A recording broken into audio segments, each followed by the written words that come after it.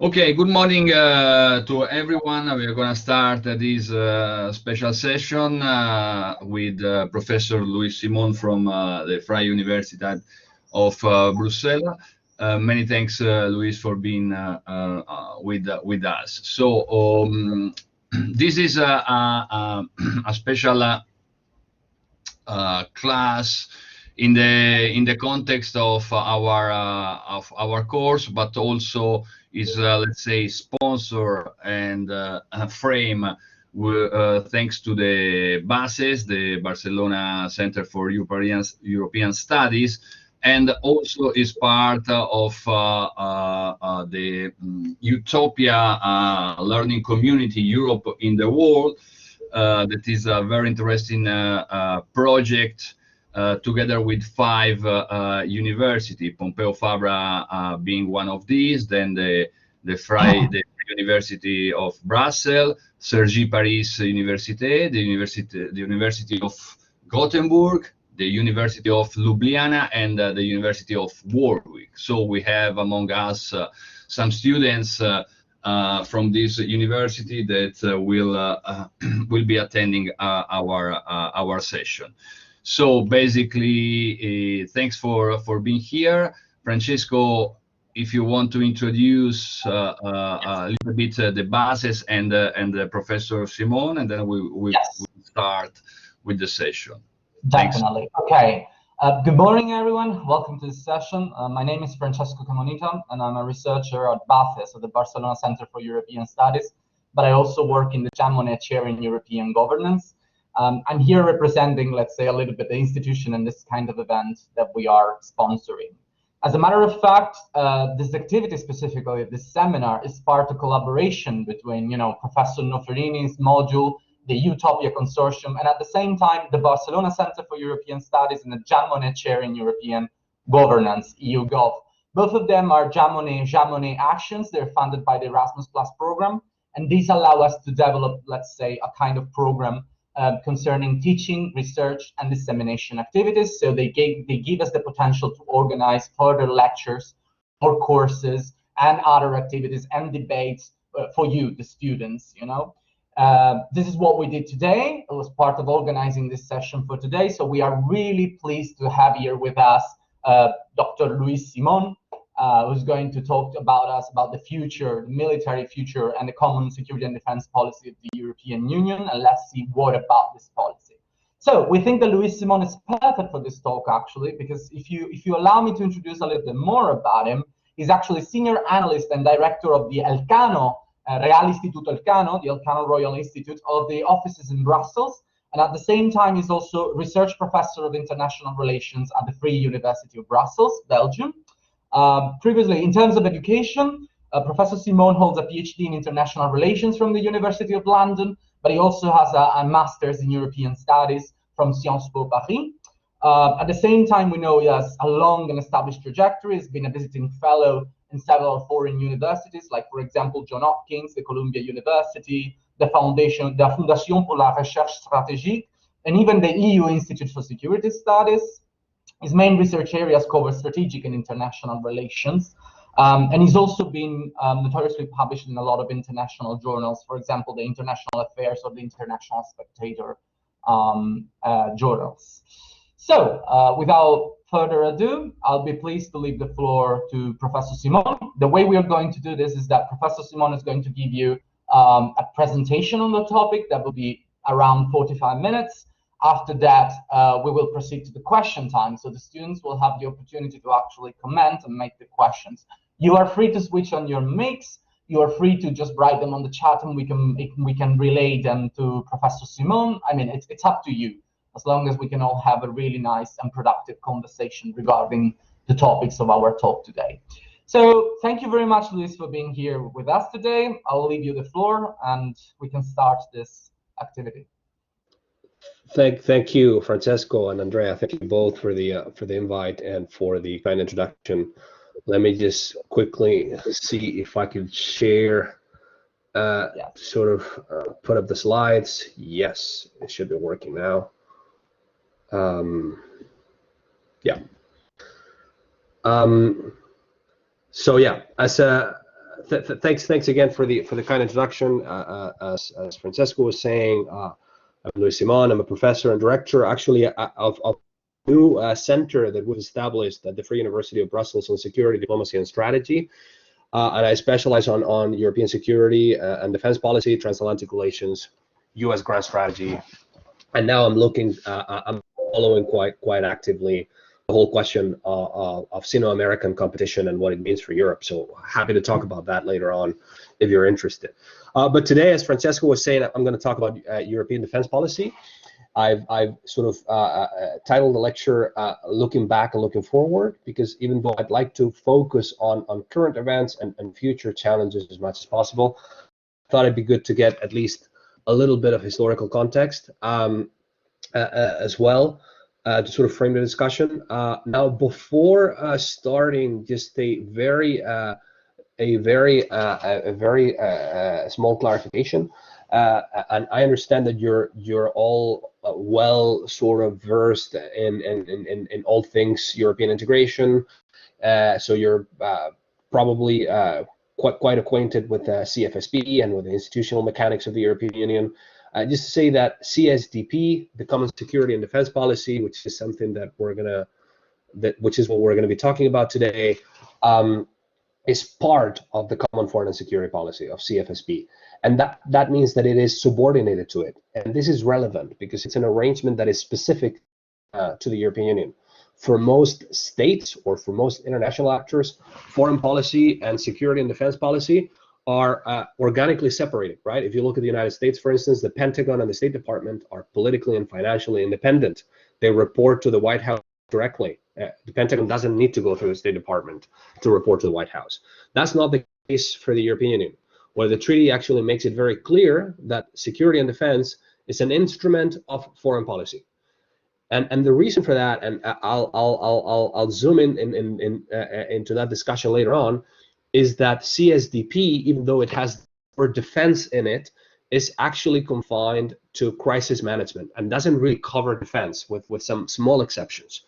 So we actually call it the European defense policy, but it's not really a defense policy. It's a security policy. And again, I'll come back to that point later on.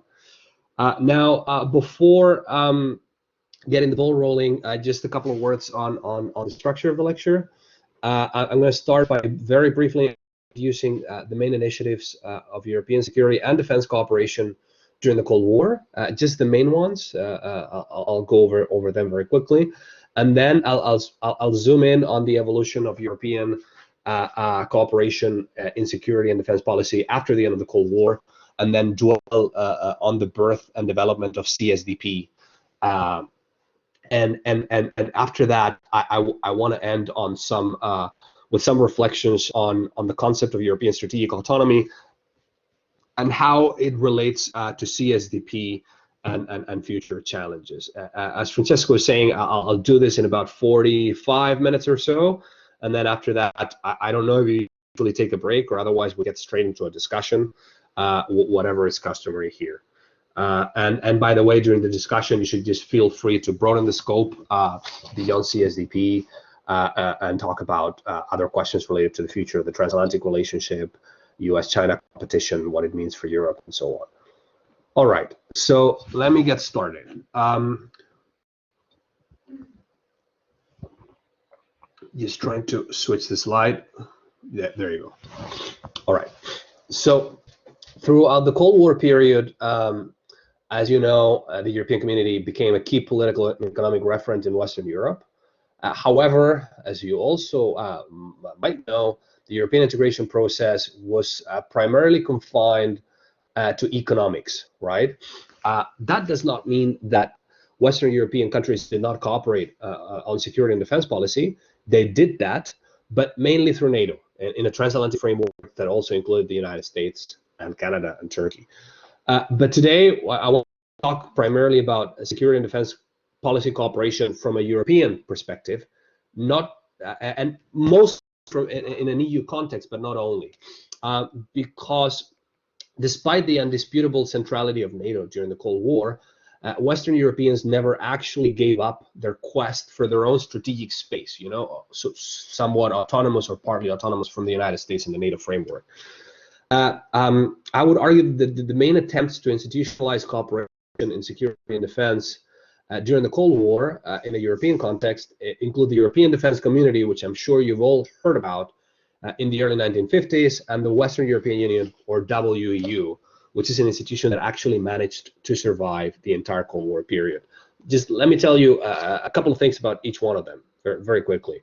The WEU was established by the 1948 Treaty of Brussels, signed by France, the UK, and the Benelux countries, and it was rebranded by a 1954 modified Treaty of Brussels that also included Italy and West Germany. The WEU managed to survive as a forum, and it actually inspired NATO, because the Article 5 of the Treaty of Brussels, which is a mutual defense commitment, inspired Article 5 of the Treaty of Washington that came a year after it.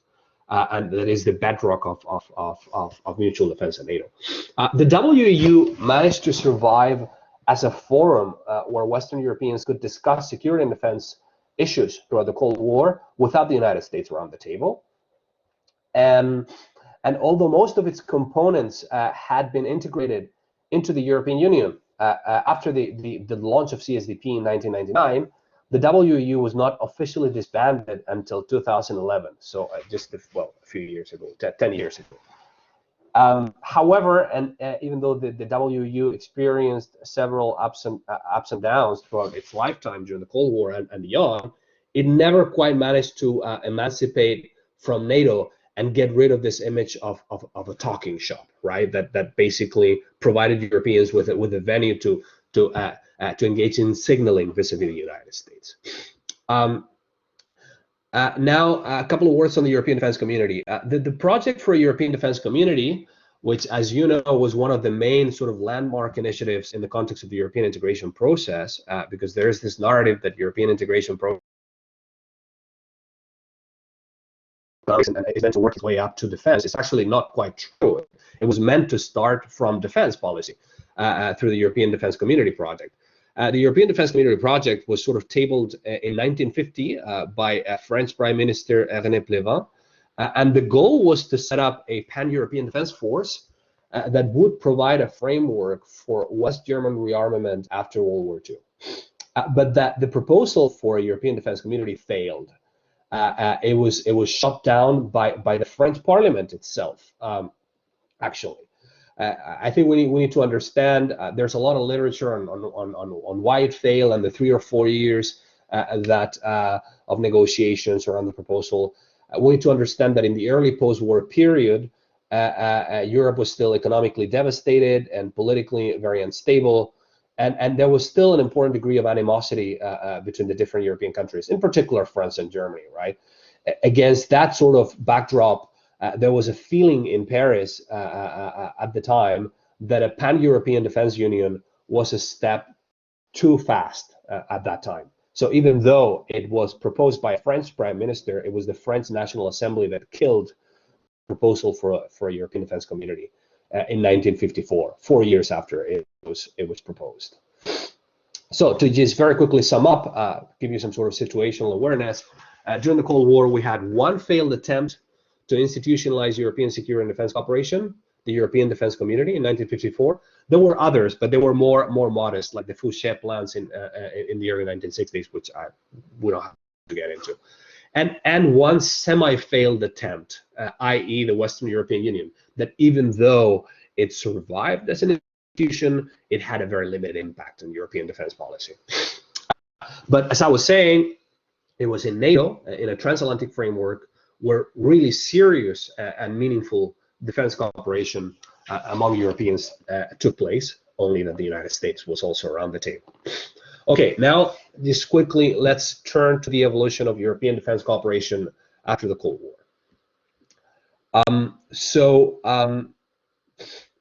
With the end of the Cold War, as you know, surely, European integration and European foreign and security policy cooperation in particular took a qualitative leap, right? By way of context, as you know, in the early 1990s, EU member states, Europeans were trying to get to grips with the fall of the Soviet Union and the Soviet Empire in Central, Eastern, and Southeastern Europe. also with the process of German reunification, and with the prospect of the spread of a liberal democratic order to Central, Eastern, and Southeastern Europe. It was in that context that the then 12 members of the still called European Community signed the Maastricht Treaty in 1999, or the Treaty on European Union, which, as I'm sure you've discussed, represented a qualitative leap, or a true leap in the history of European integration. As you know, surely, among other things, the Maastricht Treaty established the common foreign and security policy of the European Union, which is relevant for us because it provides a framework for the common security and defense policy. Indeed, the Maastricht Treaty not only established the common foreign and security policy, but it actually refers explicitly 93 to the eventual framing of a common defense, and now I'm quoting from the treaty, which might in time lead to a common defense policy should the Council so decide. This is Article 17, Title 5 of the Maastricht Treaty. Now, so it's the Maastricht Treaty. What it does is sort of commit to the promise of European defense, but not bring it about. And why? Well, it's important to know that at the time, France and Germany already wanted to kickstart a common defense policy, a Maastricht, but the United Kingdom opposed and vetoed the launch of a common defense policy. So the debate was postponed, and the compromise was this vague statement that called for a common defense policy in the future, whenever the Council decides so. So basically, just a statement of intent. Having said that, the Maastricht Treaty made considerable progress in setting out a common foreign and security policy, but no progress in the area of defense. All there was a promise to pick up the issue again in the future. The debate was reopened again at the time of the Amsterdam Treaty in 1997. And Germany joined forces, this time to propose a common European defense policy through a merger between the Western European Union, remember the Western European Union, and the European Union. However, once again, that proposal was shot down by the UK, by the newly arrived Prime Minister Tony Blair, who had just made it to power 10 Downing Street. Now, 2 years after Amsterdam, in 1999, at the Cologne European Council in June 1999,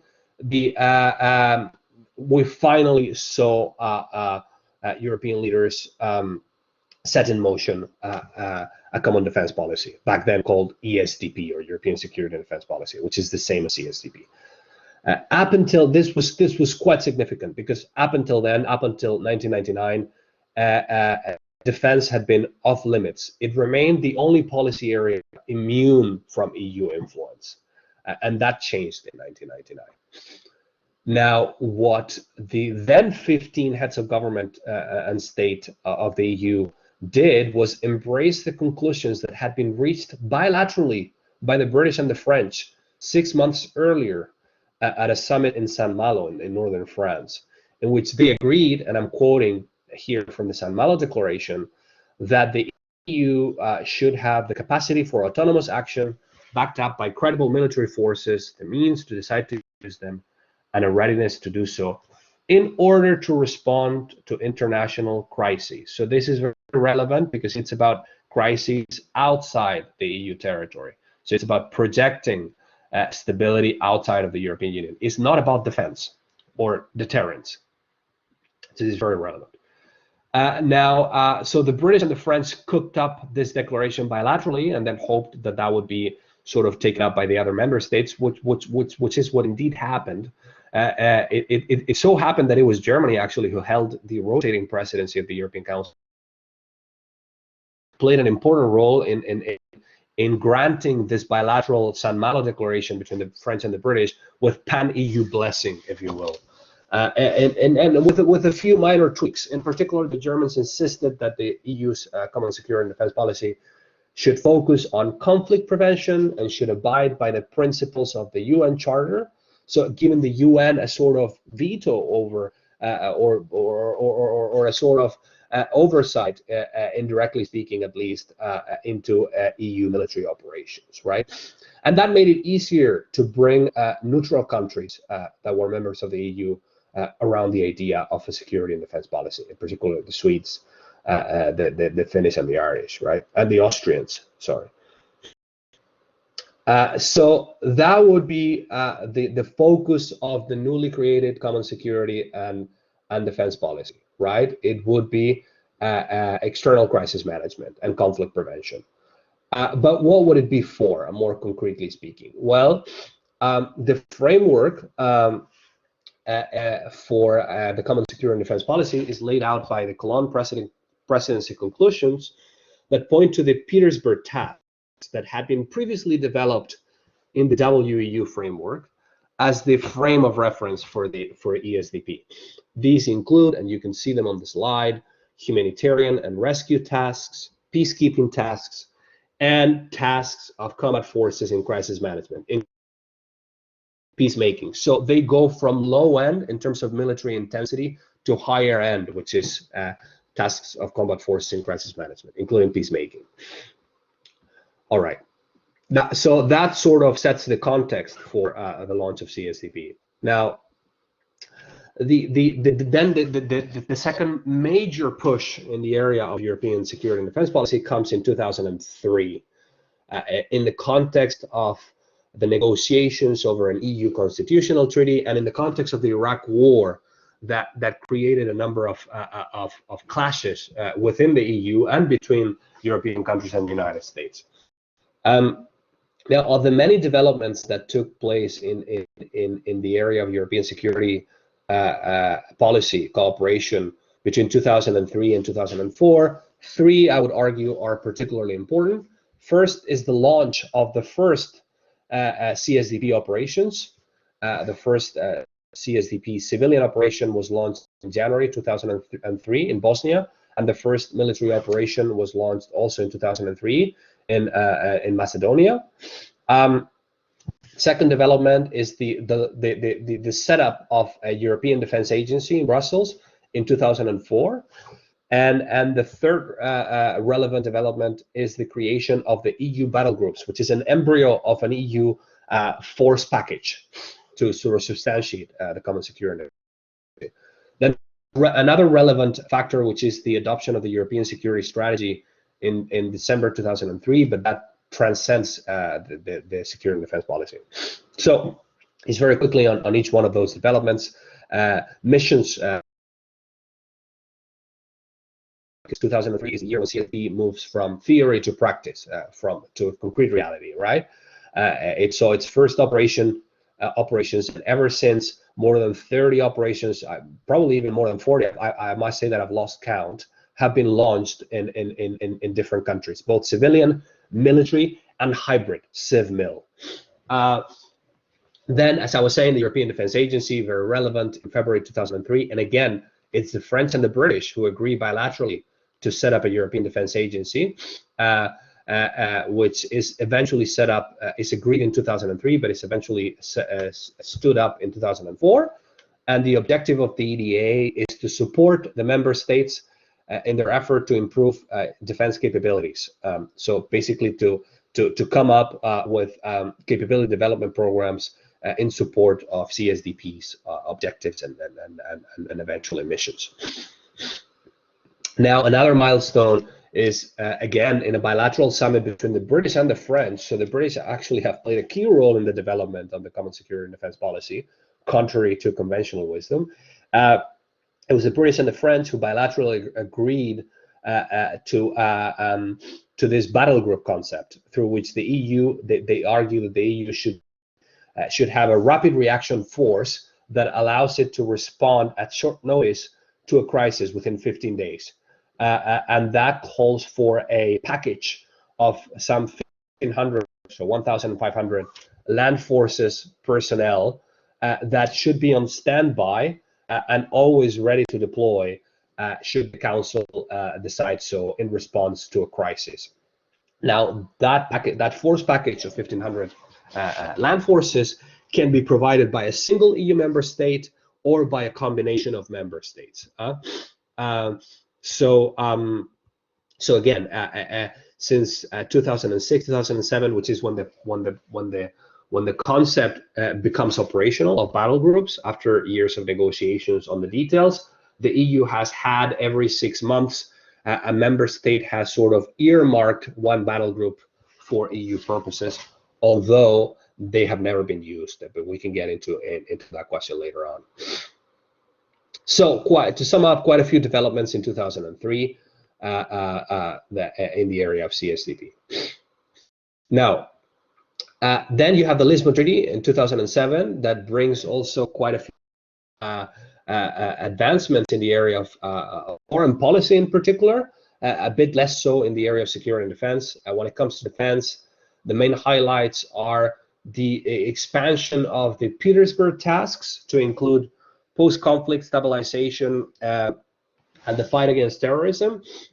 Then there's this figure that is also contained in the Treaty of Lisbon, which is permanent structure cooperation, that allows at the time it was discussed as a sort of a Euro project, but for the area of defense. It allows a core group of member states, those willing and able, to advance further in the area of defense, particularly when it comes to capability development, and still do it in the framework of the European Union. And then finally, the adoption of the mutual assistance clause, with obligation for all EU member states to assist any EU country who is the victim of armed aggression in its territory. So for some people, it sort of opens the door for a truly European defense policy, as opposed to an external crisis management or security policy. Now, so there's a lot of momentum between 2000 and 2005, 2006, 2007 in the area of European defense. But after that, in the years following the adoption of the Lisbon Treaty, CSDP enters a sort of lethargic stage, right? A sort of crisis. It loses momentum, and that has partly to do with the fact that the financial and debt crisis leads most EU member states to turn their political attention inwards and towards questions related to economic recovery. It's also, the crisis of CSDP is also related to the fact there are fewer and fewer resources for security and defense. Defense spending takes a hit. And then in particular, I would also argue that the Libya crisis in 2011 and the Ukraine crisis represent to CSDP's credibility, because leading EU member states take different positions over how to deal with such crises. So because of all these factors, the dip in defense spending, the fact that political attention is turning towards other issues, and the EU's failure to agree on a position on very concrete crises on its neighborhood, policymakers and analysts in Brussels begin to argue in the early 2010s that CSDP is dead, or at least that it's in a coma.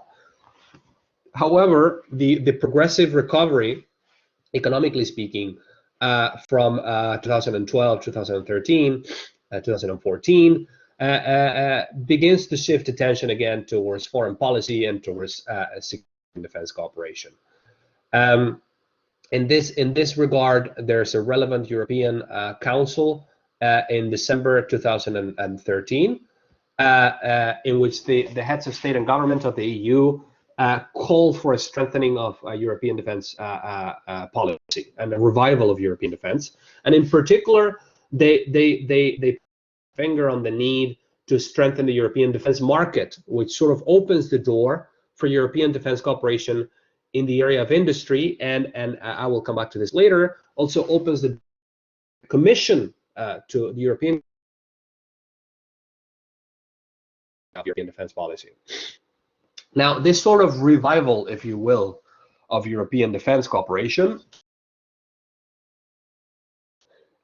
explained by a number of factors. There's this process of economic recovery, which leads European defense budgets to pick up again, roughly from 2014, 2015 onwards, after years of deep cuts.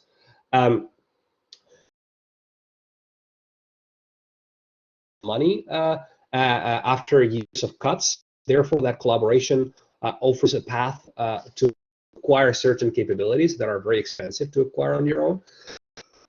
But there is also a strategic and a political rationale behind this revival of European defense cooperation from 2014, 2015 onwards. The strategic rationale relates to the worsening of the security environment in the European neighborhood. In the East, due to Russian revisionism, as illustrated more forcefully by the annexation of Crimea and the aggression in eastern Ukraine, and in the South, with the Arab Spring going bad and triggering a wave of instability that also results in a spike of terrorist attacks across Europe. And then the political rationale is that Brexit and Trump's election sort of also act as animators of the revival on European defense, right? In particular, Trump's election, I would say, which leads to mounting doubts in Europe about the U.S. commitment to NATO and European security, right? And therefore lead many European countries to emphasize this idea of European defense autonomy and strategic autonomy. So in particular, I would highlight three initiatives that sort of, sorry, I was in the wrong slide. So I would highlight three initiatives that sort of substantiate this revival in European defense cooperation from 2014, 2015 onwards. Cooperation, which had been incorporated in the Lisbon Treaty, but is not finalized and activated until, well, 2 years ago. Then CARD, which is the Coordinated Annual Review on Defense, and the European Defense Fund. By the way, if you're interested in Europe, you have to love acronyms. It's full of them. Cooperation, or PESCO, an initiative that allows groups of member states to cooperate further in defense in small clusters and in developing specific capabilities. The Coordinated Annual Review on Defense is a mechanism that encourages the member states to share their national capability priorities, and from that sort of foundation tries to identify synergies and opportunities for cooperation in the area of capability development, right? So it asks the chiefs of defense staff and the ministries of defense of France, Germany, Italy, Spain, Poland to produce a list and share a list of the capabilities where they want to invest in next years, and then compare notes and see where there are commonalities, and from that point onwards identify opportunities for developing those capabilities together to save costs and achieve greater efficiency. And then the European Defense Fund, which in my view is the most relevant initiative in the context of European defense, and is controlled by the European Commission directly. It's a financial vehicle that draws on the EU budget for the first time to finance defense research and capability initiatives. So these three initiatives, PESCO, CARD, and the EDF, are very much tied to each other, right? Because CARD identifies the capability priorities, PESCO is a mechanism to allow member states to work together into developing those capabilities, and EDF funds the research and the procurement programs that are meant to produce those capabilities, right? And all these three initiatives are at the center of the current revival in European defense policy, and they are currently at the center of European defense cooperation. All right, let me now end with a few notes on a few reflections. Let me try and zoom out a little bit and put this in context. And let me end with a few thoughts on the future of CSDP and on how it relates to this concept, this broader debate on European strategic autonomy, which I'm sure that you're acquainted in one way or another. This idea of European strategic autonomy, which of course evokes the notion of Europe, of the European Union, being autonomous in the conduct of its security and defense policy, and in the conduct of its foreign policy in general. This notion, and autonomous, of course, the referent for autonomy in an EU context has almost always been the United States and the network, right? Even though it's casted more broadly, concretely speaking, that is the case. Now, this concept of European strategic autonomy constitutes the underlying theme of the 2016 European Global Strategy, and has framed, as I'm sure you know, has framed most discussions on EU foreign policy, EU defense policy in Brussels and beyond over the past 5 years, right? It's just sort of the frame of reference for the debate on EU foreign and defense policy, strategic autonomy. But it's not a new concept. In fact, the French have been pushing for it since forever, basically. And more concretely, if we stick to the, because it goes back to the Cold War, but if we stick to the post-Cold War period, I would argue that ever since the launch of CSDP, well, back then called ESDP, in 1999, most discussions on strategic autonomy were explicitly associated with the idea that the EU should be autonomous from NATO and the US, when conducting external crisis management operations. So the concept of strategic autonomy was intimately associated to the concept of out-of-area operations, and in particular, a very specific kind of out-of-area operations, like relatively insignificant out-of-area operations of up to 3,000, 4,000, 5,000 troops, and in the broader EU neighborhood. So the autonomy had a very clear referent. It was about not depending on the US and the NATO framework to conduct certain operations, relatively modest operations, and always external operations. So it had nothing to do with defense or deterrence or anything like that. However, the world has come a long way since then, since 1999, and since the launch of the CSDP, and since Europe's emphasis on out-of-area operations, right? In particular, I would argue that the so-called return of great power competition globally, but also in Europe, with the rise of China and Russia's reassertion, because just to sort of journey back a little bit, to give some context, the concept of out-of-area operations is a concept that works Western and US unipolarity, right? When the West, Europe, the United States, can just use military power freely across the globe with no political opposition, with no military opposition, because they dominate the system, right? However, the return of great power competition with the rise of China, and more particularly, but also Russia's reassertion globally, has shifted in the last 5 years at least the emphasis in the US as well, but also certainly in Europe, from out-of-area operations, expeditionary operations in so-called secondary theaters, strategically speaking, like the Western Balkans or Africa or the Middle East, and towards great power deterrence and defense in so-called primary theaters, in particular Europe and East Asia, right? So now the main referent of Western, US and European defense policy is not so much the need to project power in so-called secondary theaters to stabilize crisis situations. Now the main referent of European and American defense policy is to deter conflict against a great power competitor and to defend yourself against it if deterrence fails. What does that mean? That means the referent of European strategic autonomy has changed dramatically. And it means that any discussion on European strategic autonomy will be empty. It will be purely rhetorical unless it takes as a framework of reference the of deterrence. Very different, of course. It has deep, pervasive implications. We're talking about deterrence against the great power.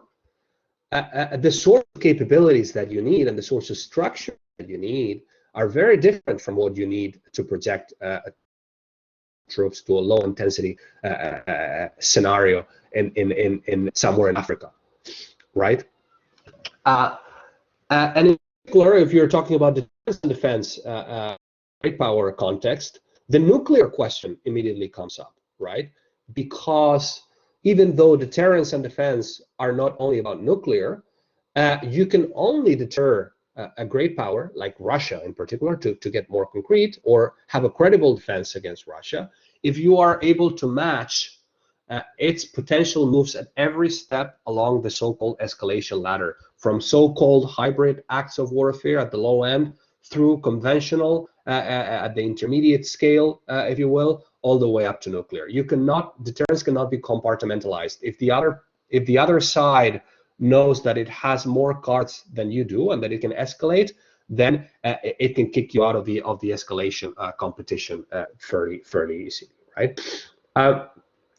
And when it comes to European security policy, Russia's annexation of Crimea has put deterrence and defense back at the center of the European agenda. In addition to that, Moscow's ongoing efforts to modernize its nuclear arsenal also underscore the renewed importance of nuclear, which had been forgotten for the past 35 or so years, or 4. Means that any serious discussion on European strategic autonomy has to address the problem of deterrence. Also, more specifically, the problem of nuclear deterrence. And that takes us to a critical question. Given that there is reluctance German nuclear deterrent, both in Germany and outside of Germany, are France and Germany ready for arrangement over French nuclear deterrent, whether bilaterally or through some sort of EU proxy or some other way? I would argue that this is highly unlikely. Why? Even though this is a question that is being debated quite fiercely these days, particularly in Paris and in Berlin. I would argue that this is highly unlikely. Why? Well, because the idea of national. Can you hear me? I'm getting a message that my connection is not good. It's a little bit better now. Yes. It's a little bit better now. Okay.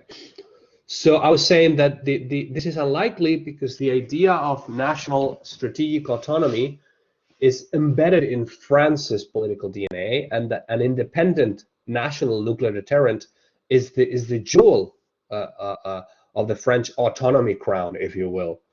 And Germany, for its part, may have come to terms with its de facto subordination, strategically speaking, militarily speaking, to the United States through NATO, but it is unlikely to sign off on a serious European defense effort if its role is to be relegated to playing second fiddle to France.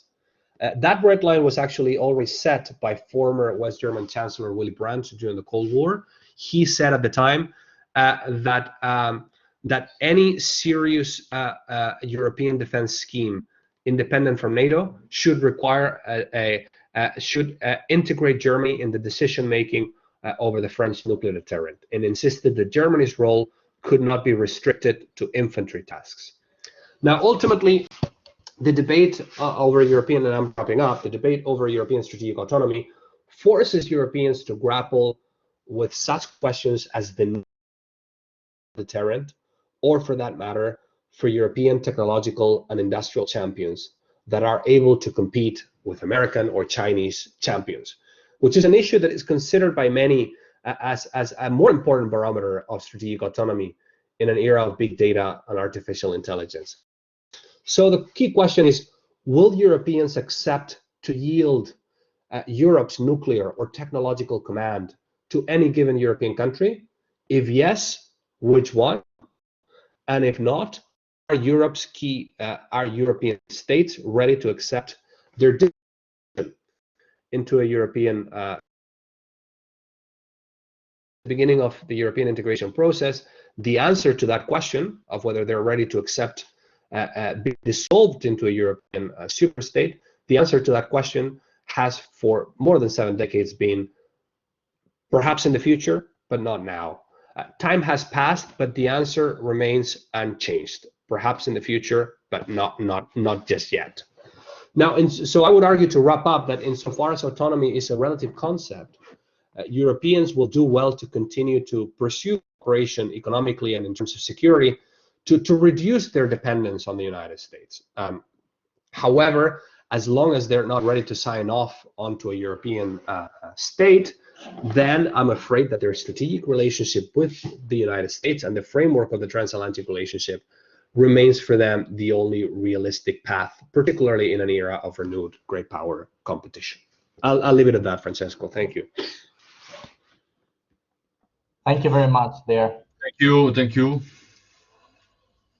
Okay. Do we want to close the PowerPoint for now? Sure. Yeah. I'll just, okay. So many thanks for your contribution, Luis.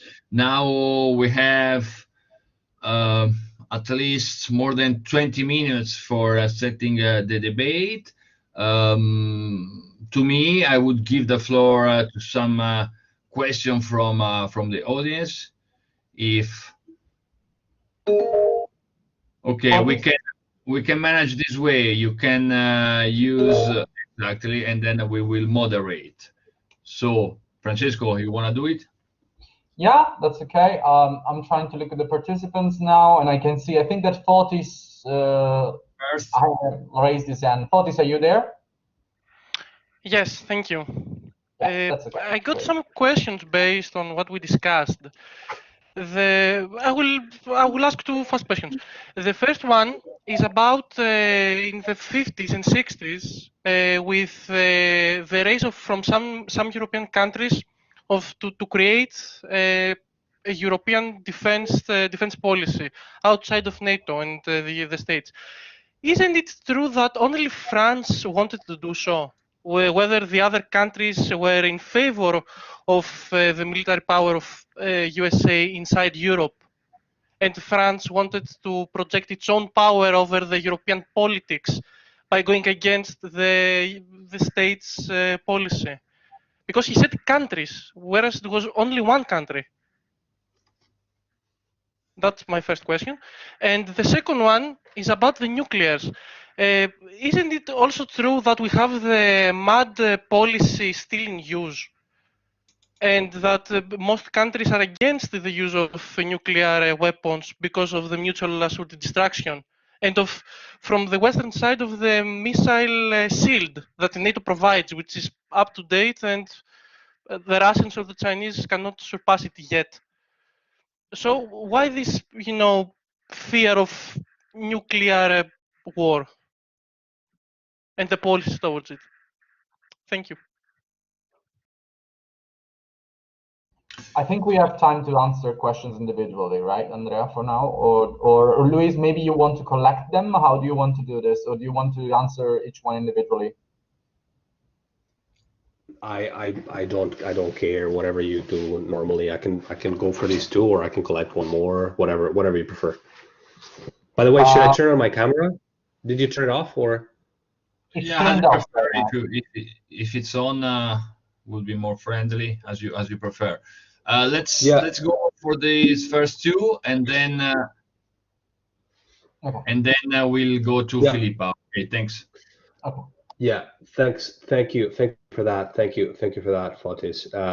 On the European defense community, yeah, you're right. The main impulse came from the French on the initiative in 1950. The French, as you know, have always been concerned about depending too much on the United States. The others did not have at the time, the others really were the British and the Benelux countries, right? Because the Germans and the Italians were still in a regime of semi-occupation and semi-external management of their politics. So it's their actor needs to be seen as a somewhat relative concept at the time. But even the French and the West and the Benelux countries had also been occupied, right? So you need to look at agency with. You need to be very careful in how you define agency, particularly in the early 50s, right? In particular, the Benelux countries and the French, they had been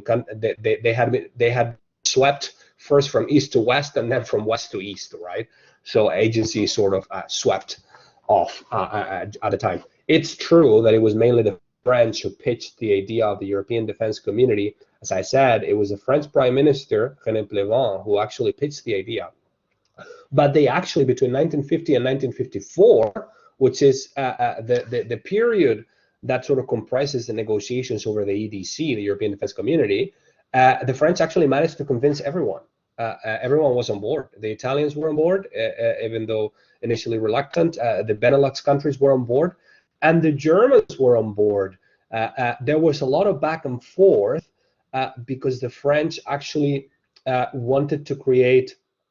And by the way, this was not at the time. It was not mainly about U.S. autonomy from the U.S. It was about ensuring that Germany's remilitarization was managed by countries other than Germany. And the French actually proposed the idea of a European defense community, which is in many ways it's a misnomer, because what the French had in mind was to create a European army for the Germans, but a French army for the French. So they basically came with this idea that all forces, all military forces stationed in Germany, regardless of the nation they were from, they would be under the command of the European Defense Community. That means that some of the French forces, those stationed in Germany, would be under European command. Some of the British forces, those stationed, although the Brits were actually took an opt-out from the European Defense Community, but de facto all of Germany's forces, because they will all be based in Germany, would be under European command. These reluctances, if you're interested in the debate, I can send you literature. There's a lot of literature on the European Defense Community and those 4 years of negotiations with the trying to get on board, in particular the Italians and the British. It's true that it was the French. The French actually proposed it. Some of the others were reluctant, but they were convinced.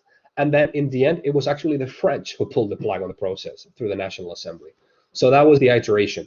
At the time, it was not so much about autonomy from the United States. It was more about how to manage Germany's rearmament, which the French were against, by the way. On the nuclear question, is MAD, mutual assured destruction, still in use? I don't know, honestly. I mean, this is a conceptual question, I guess. Yeah, technically speaking, yes. The idea that the Russians and the Americans have a second strike capability, which means that if the US attacks Russia with nuclear weapons, Russia, because of the spread of its nuclear deterrent and its missiles and its submarines across multiple locations, Russia could still be able to respond to the US, right? And the fact that Russia could respond and has what you call in strategic skills second strike capability, that should deter the US from attacking Russia in the first place, and the other way around, right? The US has second strike capability. There's an intense debate in the literature as to whether China really has achieved a second strike capability or hasn't. We're not going to get into that. If they haven't, they are really, I would say that they are really close. They probably have it already. You talk about missile defense and the fact that they cannot penetrate, Russian or Chinese missiles cannot penetrate Western missile defense architectures. No, I don't think that's the case. Missile defense is very underdeveloped still. It's a very underdeveloped technology. There has been quite a lot of progress, but a country with sufficiently diverse and numerous missile inventory, whether nuclear or conventional, can pierce a missile defense architecture easily. So even if some missiles are shot down, some of them would get through the defenses. Missile defense is not that advanced. Okay, thank you very much, Luis. Sure. We should give the floor to Filipa. You got a question? Please go for it.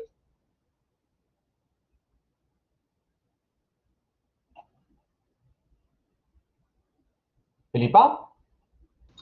Sorry, it's taken a while to connect. No. All right. Hi, good morning. First of all, thank you so much for the presentation. It was really interesting. To be honest, throughout most of the studies, we haven't really touched so much upon like European security policy and defense. So this was, for me, there were a lot of new things. And I have a few concerns over here that I wanted to ask you a little bit more about and get your take on. I would try to construct it in the most comprehensible way possible, but since we're talking about a very abstract stuff as well, it's basically, bear with me, okay? So first of all, I definitely agree that autonomy from the US is important. But don't you think that this would actually renew in somehow the competition that between like powers? I mean, isn't it being part of this security complex, especially with, you know, like NATO, what actually maintains the international peace, right? And then I was thinking also throughout your presentation about the fact that the European Union is trying to be a leader, a technological leader, and also, you know, like a green power, right? So how does that fit in the entire idea of, first of all, this securitization of terrorism that we've been seeing lately, which might lead to renew in the military industry? So in this case, how is this sustainable, right? And how is this like not controversial with the new role that the European Union is actually trying to construct for itself, especially with the 2030 agenda, and afterwards with like becoming absolutely neutral by 2050. So I just see like a huge controversy in the entire idea of you know, like becoming a military power while at the same time, you know, like following and keeping up with those goals. Because it might actually lead to more risks of military escalation itself. So yeah, so basically, I know I threw a lot of concepts in there and did like securitization of terrorism as a way to maybe, you know, like make it part of the agenda, but isn't that like risky for international security? And how is this in line with the ideals of the European Union and with the 2030 and 2050 agendas? I'll stop here because we can talk about this all day. Brilliant questions. Luis, you go. Yes, thank you very much, Filipa, for those great questions / comments. Let me take them one at a time, and let me perhaps I realized that I left one question or one point unanswered before as to why the nuclear is still important, right? Yeah, I mean the point about nuclear is that it's about deterrence, right? It's not about defense. Deterrence. I mean, we sometimes it seems to me that in Europe and more broadly in the West, but specifically in Europe, we have forgotten about what military power is about. Military power, like Alfred Tyler Mahan used to say, is more effective when is brandished but not used, right? So what in the literature experts refer to as the silent functions of military power. We have this concept, that this understanding that military power has to be used, has to be employed kinetically.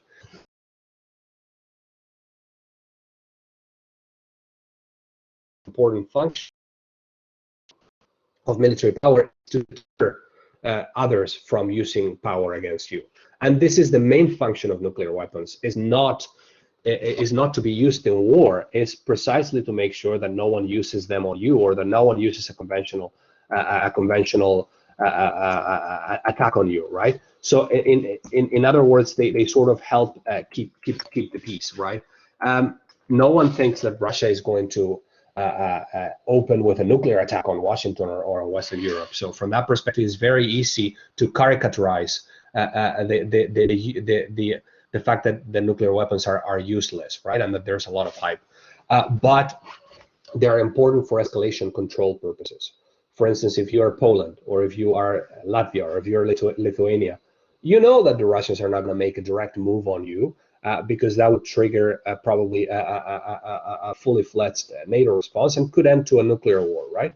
But you can, if Russia knows that the other side does not have conventional capabilities or nuclear capabilities to escalate, then it can engage in low-level incursions, like so-called hybrid warfare, to start undermining you politically, because at the end of the day, the military is an instrument for political power.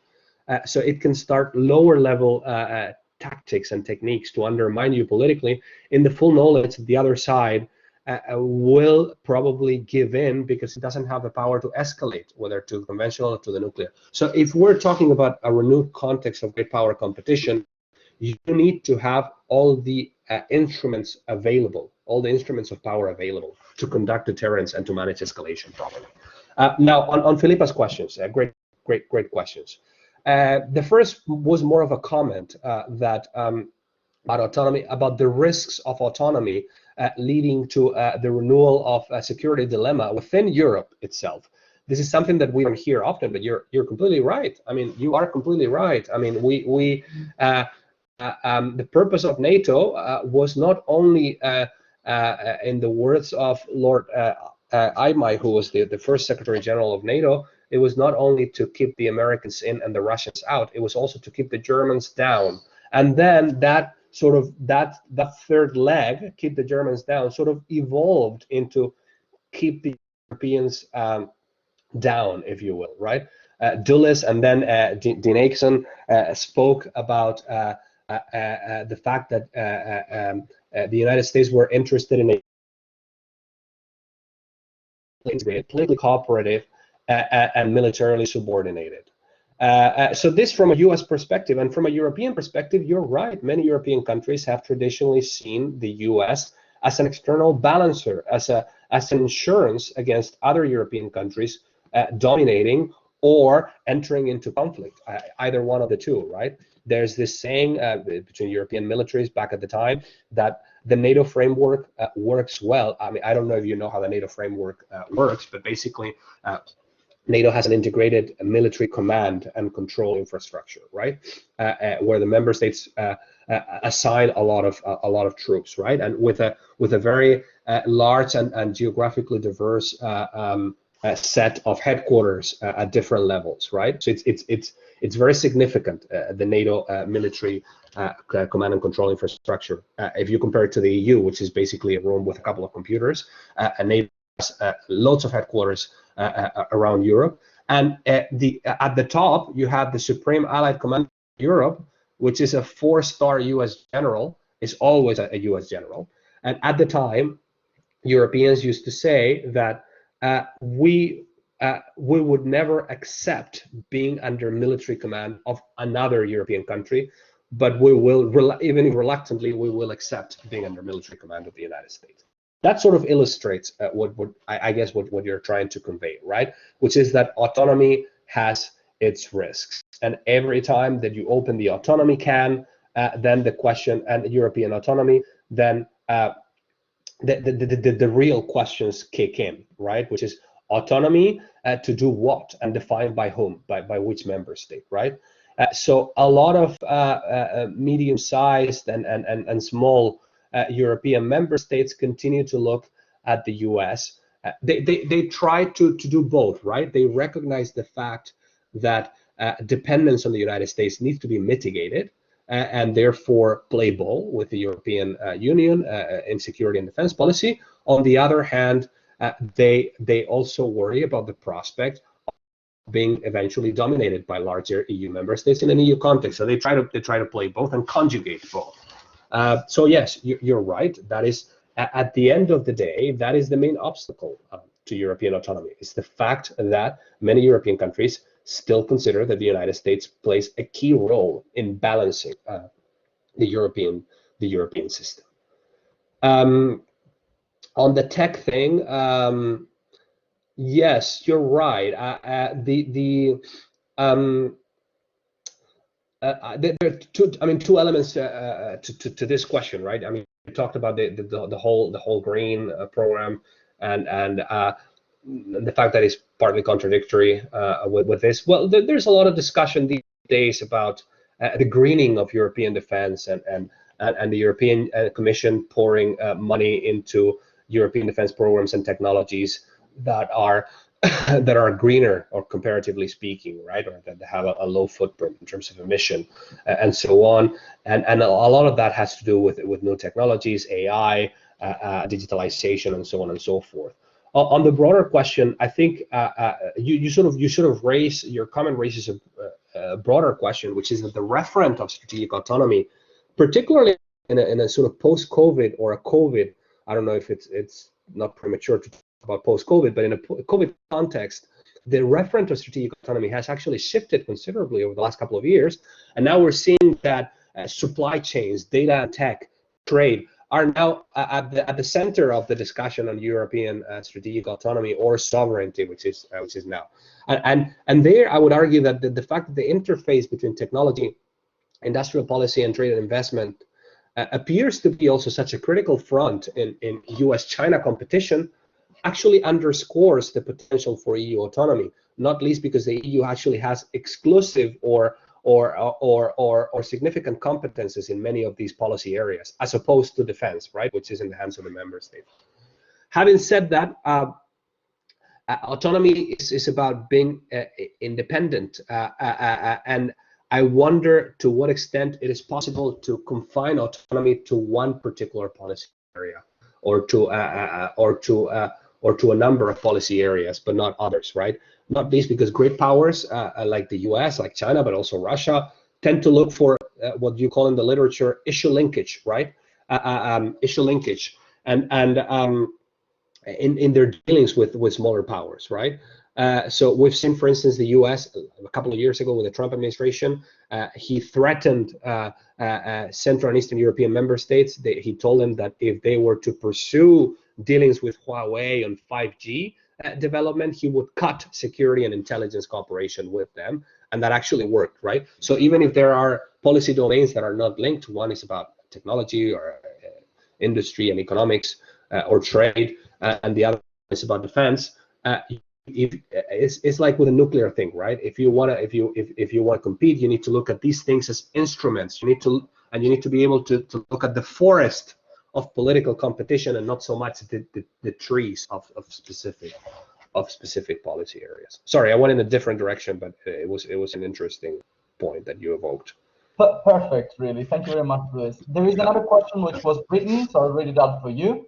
It's from Matia Rodriguez, and he actually wanted to know, my question is about how does it affect the common security and defense policy of the European Union the fact that countries like Albania or Turkey are candidates to join the organization, the European Union? So what about candidate access countries and European common security and defense policy? Yeah, thanks, Mark.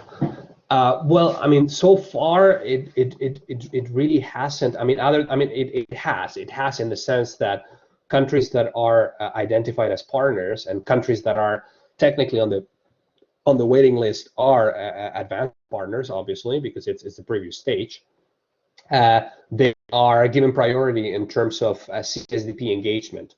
So there are a lot of dialogues, a lot of mechanisms for them to collaborate with CSDP operations. Many of them, and I don't want to speak too much because I'm not particularly acquainted with these two specific cases, but many countries have so-called framework participation agreements, which are agreements that set out rules for their engagement in CSDP operations and allows their military officers to take part in CSDP operations. There are also dialogues at the political level or at the mill-to-mill dialogues with the EU military staff in those countries. There are also dialogues at the military educational level. So the European Union has a defense college, the EDC, the European Defense College, that reaches out to partners and involves officers from partner countries. So I would assume that Turkey and Albania are part of those processes. But beyond that and beyond the partner sort of box, not much.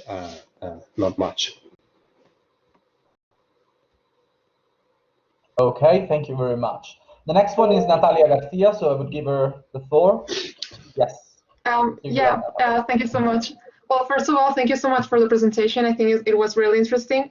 And I wanted to ask you, because I did a presentation on that on the last trimester, and we were wondering how countries such as Poland, who have been historically under the influence of the USSR and now under the threat of potentially attacking Russia, although it's not really probable, how could we manage this will to get somehow detached from NATO and the US and start a more integrated EU defense and security field of development when you have countries such as Poland who are quite problematic in other areas of European integration and who, in case of actually betting for further integration in terms of security and defense, would completely be reluctant to do that, and that could eventually spill over in other EU fields of policy and create further tensions inside the Union.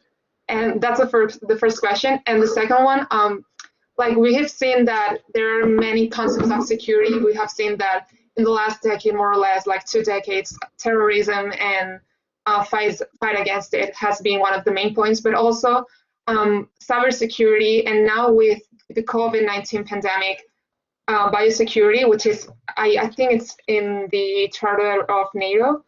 How could you, could these concepts of security who have not been traditionally understood as such be incorporated as part of this new strategy of defense and security cooperation?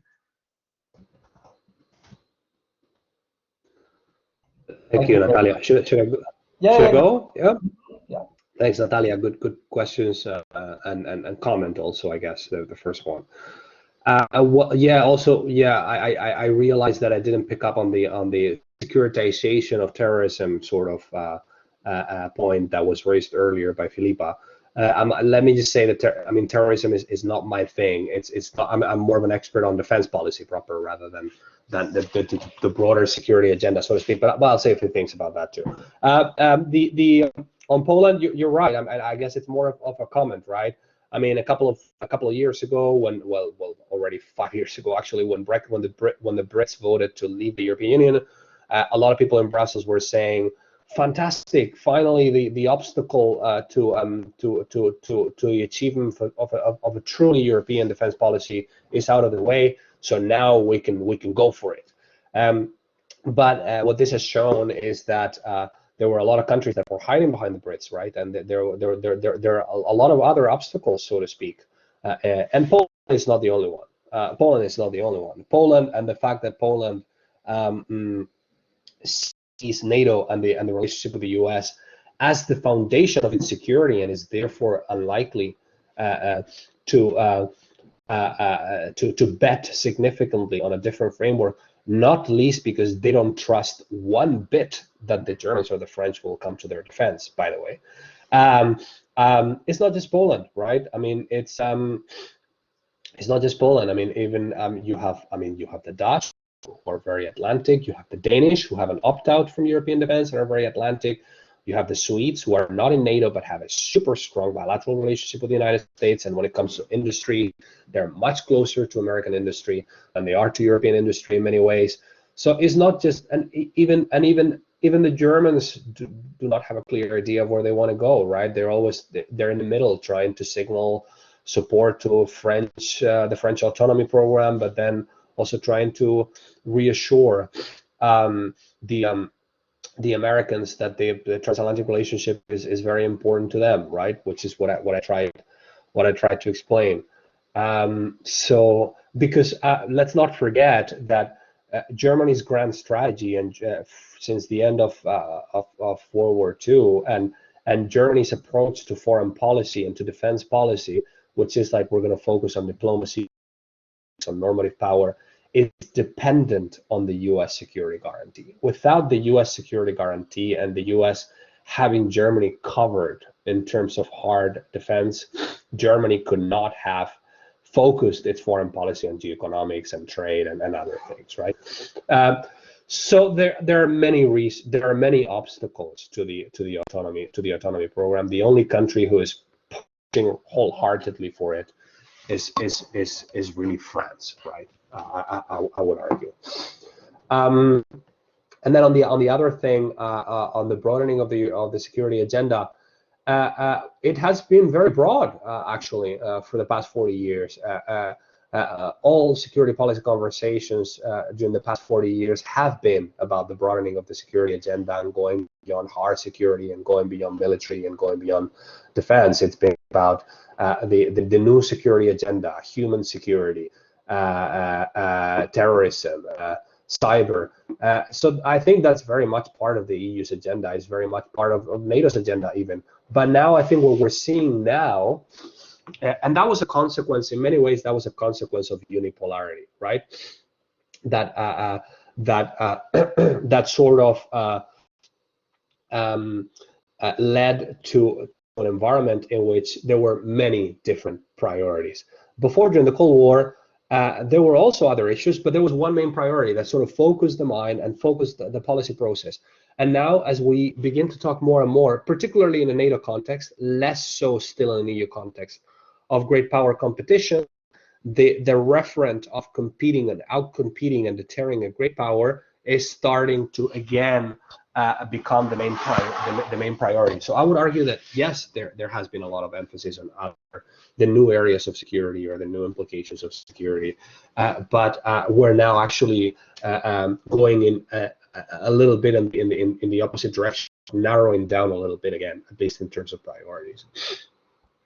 Perfect. Thank you very much, Luis. I think I'm going to give the word first to Joan Fresha, just because he didn't ask a question first, and then Fotis will give you the second question. Okay, so Joan, you want to start, please?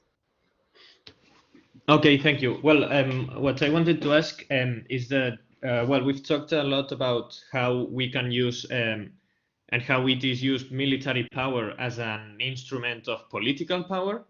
But also I've seen that there's a lot of literature about this concept of soft power, which maybe is not as much related with military power, and that it's getting every time like more important in international politics.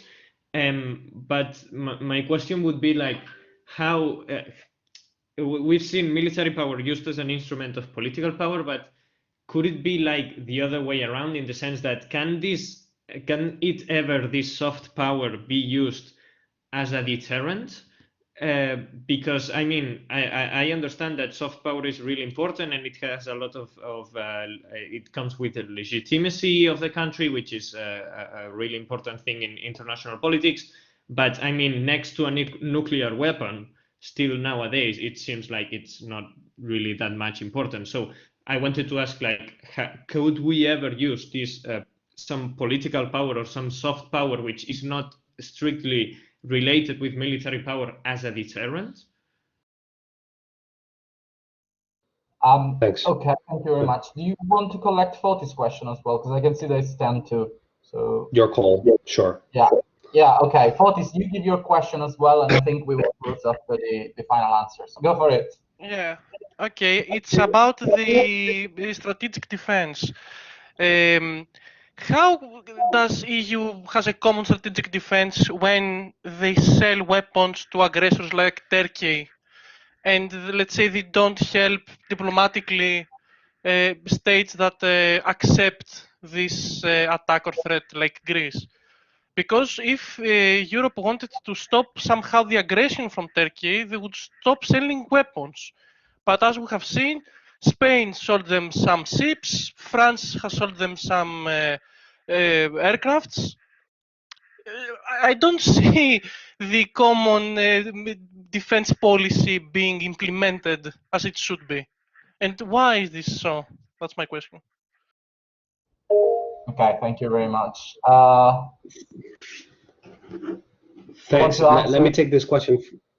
Yeah, let me take this question first, and then I'll end with John's question on soft power. Well, first, sorry if I didn't make myself very clear, but I don't think that the EU has a common defense policy. It has the ambition to have one, and it's starting to develop it, but the obstacles are manifold, including the most relevant one, which is political disagreements between member states. And what you mentioned is just an illustration of that. The fact that there are different attitudes towards how to deal with Turkey within the European Union. So if I said that the EU has a coherent or cohesive defense policy, sorry, I did not mean to say that. I don't think I did, but if I conveyed that message in any way, let me just make clear that was not my intention, because the EU does not have, I mean, this defense policy is an intergovernmental area. Member states are in command, and even though there are some initiatives that are making progress on some particular areas, like industry or research or some operations, but modest operations, that doesn't change the fact that there are still massive disagreements, and that it remains a national competence. And Turkey, just to add on that, Turkey is a NATO ally. Turkey is, and NATO has a much more developed and much more advanced defense policy than the EU does. And Turkey is part of NATO. There's a lot of history in terms of how NATO has tried to deal with, mostly behind closed doors, with Turkey-Greek historical disputes. A lot of literature on that. But the bottom line is not taking sides and trying to reconcile their disputes with the fact that they're both valuable members of the Atlantic community. That's all I can say on the Turkey question. Now, on soft power, John, thanks for raising this. As you know, I'm sure, it was Joe Nye from Harvard who coined the concept of soft power. And ever since he did, back in the 80s, I think it was the 80s, he has spent a lot of time trying to clarify what he meant exactly, because it has been widely misunderstood, that concept. Some people associate soft power with things that are not military, and hard power with things that are military. That is not what soft versus hard is about. The difference between soft power and hard power is the difference between the power of coercion, which is hard power, and the power of attraction, which is soft power. Now, to coerce someone, you use the military, but you can also use economics. You can also use economic sanctions. You can use political sanctions. So the diplomatic instrument, the economic instrument, the military instrument can all be instruments of hard power, and they can also be instruments of soft power. The military can also be an instrument of soft power. A lot of countries want to develop a relationship with the United States because they admire U.S. military capabilities and want to emulate them. So that's the power of attraction. A lot of countries want to get also closer to the United States because they admire the United States culturally. So the soft power can be delivered through multiple instruments, through multiple policy areas, just as hard power can. So I would not associate hard power with a military instrument. That is not what Joe Nye intended, and that is not what the concept originally means. Whereas deterrence can be delivered through soft power. Well, no, according to this definition, no, because deterrence requires an element of coercion, so it cannot be. You can accomplish a lot of things through soft power. You can get adversaries to de-escalate or to try and reach out to you because they want because they are attracted by you, but you cannot deliver deterrence through soft power, because deterrence implies having coercive instruments. Thank you very much, Luis, really. Andrea, I think that we are spot on time. Yeah. It's almost 11. So no, first of all, many thanks, Luis, for your time and for your lecture. It has been very interesting, and it has allowed us also to widen the areas of our course that is not centered on defense, and this is the added value now of having been talking about this today. And so many thanks again. Congratulations for your speech, and thanks to the students for these interesting debates and for your questions. So many thanks to all, also from students from the Utopia Consortium and from UPL. Terrific. Thank you both, and thanks to the students for the great questions and engagement. It was fun. Thank you so much. Thanks. Bye-bye. Take care, Bye. everyone. Bye.